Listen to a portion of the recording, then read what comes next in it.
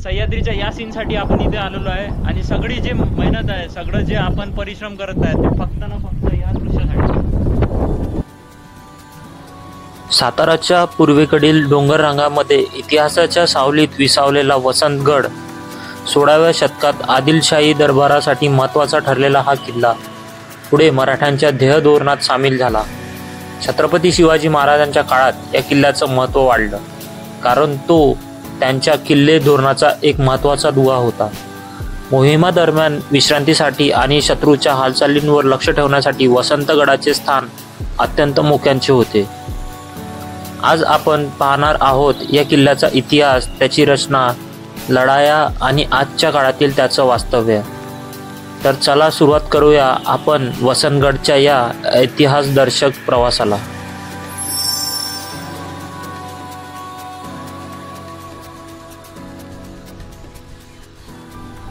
तर good morning मित्रांनो, कशा आहात तुम्ही? आय होप सगळे ठीक असेल। मी सौरभ जांभळे स्वागत करतो तुमचं या नवीन यूट्यूब ब्लॉगमध्ये। तर आज आपण आलो आहे राजधानी साताराकडे आणि पहिला किल्ला आपण निवडला आहे तो म्हणजे वसंतगड। तर वसंतगडवर आपण आता वरती पोहोचलो आहे। साधारण ते 30 ते 40 मिनिटाचा हा ट्रेक आहे, मीडियम लेवलचा हा ट्रेक आहे। तो ट्रेक करून तुम्ही इथे पोहोचता। आता इथं मला किल्ल्याची तटबंदी विजिबल होत आहे आणि थोडाफार हलक्या प्रमाणात पाऊस पण सुरू झाला आहे, थोडा जास्तच पाऊस सुरू झालेला आहे। तरी आता आम्ही जस्ट किल्ल्याच्या तटबंदीपर्यंत पोहोचलेलो आहे। तर आता लवकरात लवकर वरती जाऊया, कारण की पावसाचा वेग आणखीन वाढू राहिला। तर चला मित्रांनो, वरती जाऊया आपण। मराठ्यांचे पराक्रमी, निष्ठावंत, धाडसी, करारी सेनापती म्हणजे हंबीरराव मोहिते यांचे सातारा जिल्ह्यातील तडबीड हे गाव। याच तडबीड गावाच्या पाठीमागे वसंतगड पाय रोवून शिलाहार राजवटीपासून उभा आहे। राजा भोज दुसरा यांच्या काळात हा किल्ला बांधला गेला। सरसेनापतीचे तळबीड हे गाव तसे छोटे असले तरी गावातील मोहिते घराण्यातील महान तेजस्वी स्त्रियांची यादी खूप मोठी आहे। या प्रवेशद्वाराच्या डाव्या हातास गणेशाची एक सुंदर मूर्ती आहे, तसेच हनुमानी आहे।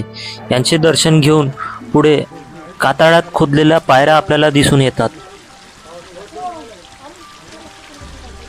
तर आता आपण गणेश मंदिरमधून दर्शन करून आता वरती जातो आहे किल्ल्याच्या।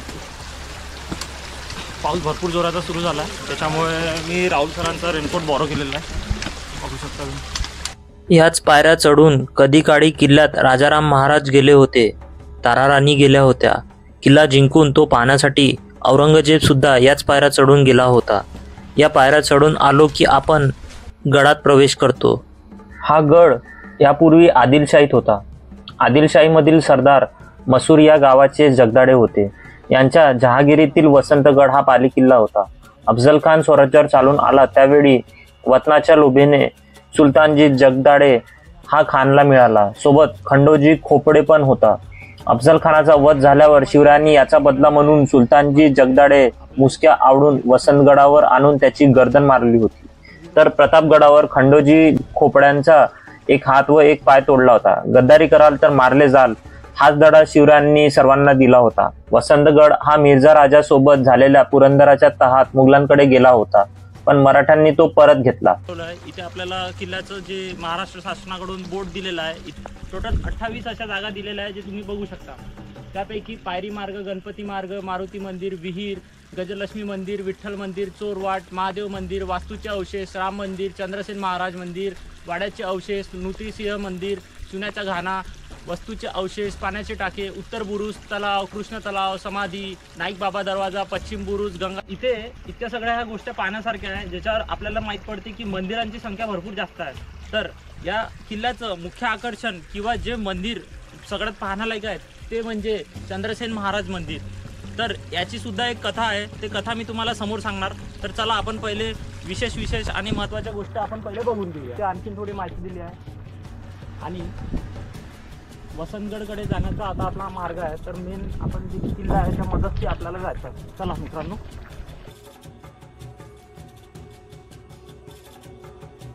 आपल्याला लवकरात लवकर सगळ्या ज्या वास्तू आहे आणि ज्या इथे पाहण्यासारख्या गोष्टी त्या पटापटा पाहून लवकरात लवकर इथून निघावं लागेल।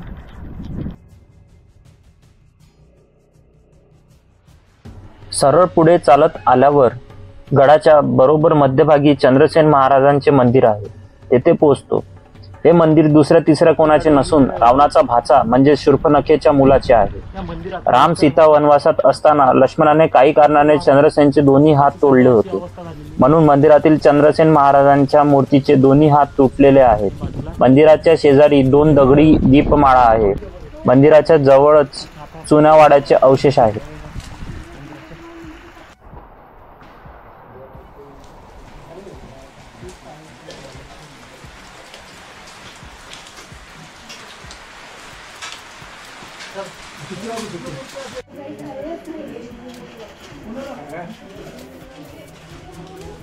तर आता आपण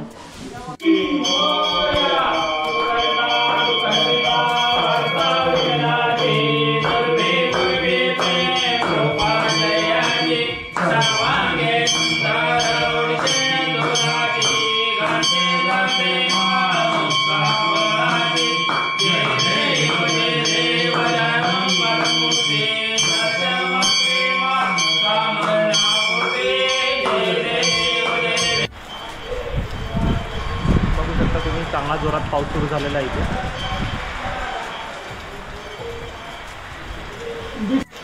आणि जसं की आपण आता माहीत आहे तुम्हाला चंद्रसेन मंदिरात आलेलो आहे. तर चंद्रसेन जे होते ते शूर्पणखा म्हणजे रामायणमधला हा एक पार्ट होता. तर शूर्पणखा यांचे हे मुलगा होता आणि हे एक तपस्या करत असताना महादेवांनी याला वरदान दिलं होतं. तर हे एक पाषाणमध्ये कन्वर्ट झालं होतं. असं चमकणारं ते पाषाण होतं. तर त्यानंतर लक्ष्मण जे होते, श्री लक्ष्मण यांनी त्या पाषाणला उचलून झाडाझुडपात असं फिरवलं जंगलात. म्हणजे प्रकाश येत होता त्याच्यामुळे त्यांना झाडाझुडपात फिरवलं.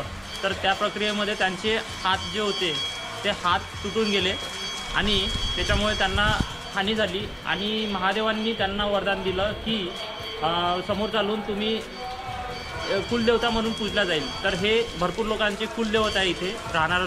तर अशी या मंदिराची ते स्टोरी आहे.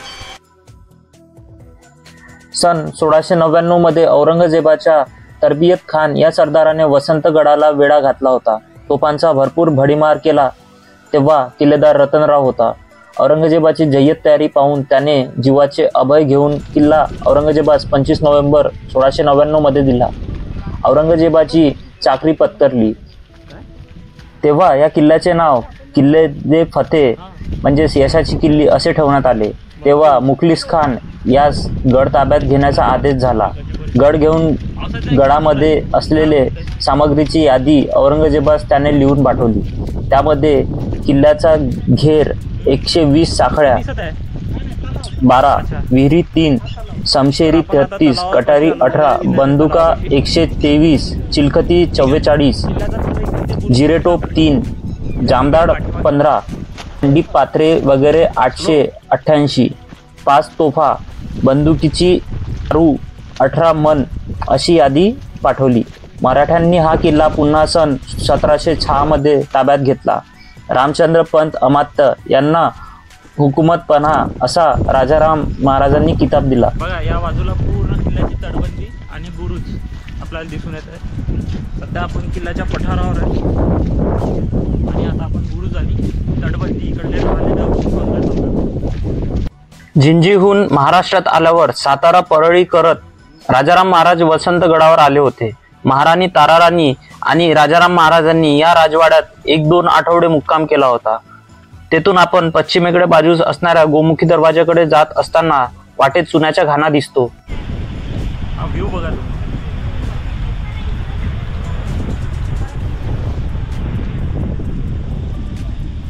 आणि इथे मॅडम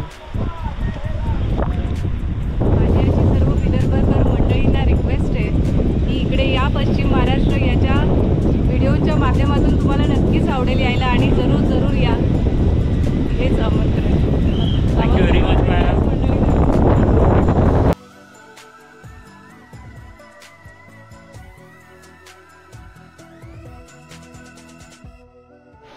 तर जसं की मी म्हटलं होतं, आता आपण या दरवाजाकडे आलेलो आहे. तर आपण हा दरवाजा बघून घेऊया. पाणी भरपूर जोराचं झालं आहे. आता कमी झालं आहे पण क्लाउड्स पण तेवढेच आलेले आहेत. तर त्याच्यामुळे तर आता आपण आलो आहे पश्चिम दरवाजाकडे. तुम्ही बघू शकता हा पश्चिम दरवाजा. त्याच्या बाजूची तटबंदी पूर्ण पडलेली आहे.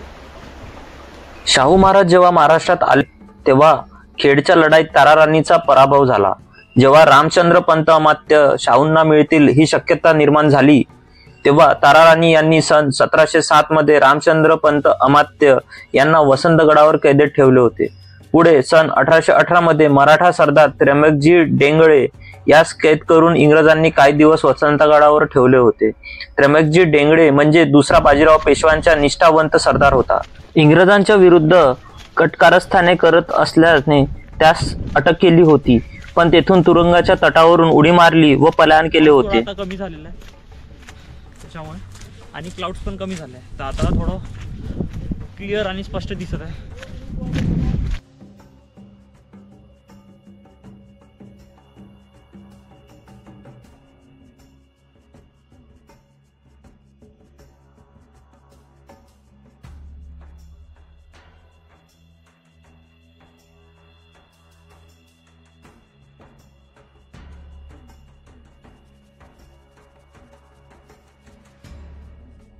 वर आलेलो आहे आणि इथनं फक्त तुम्ही व्ह्यू बघा. आता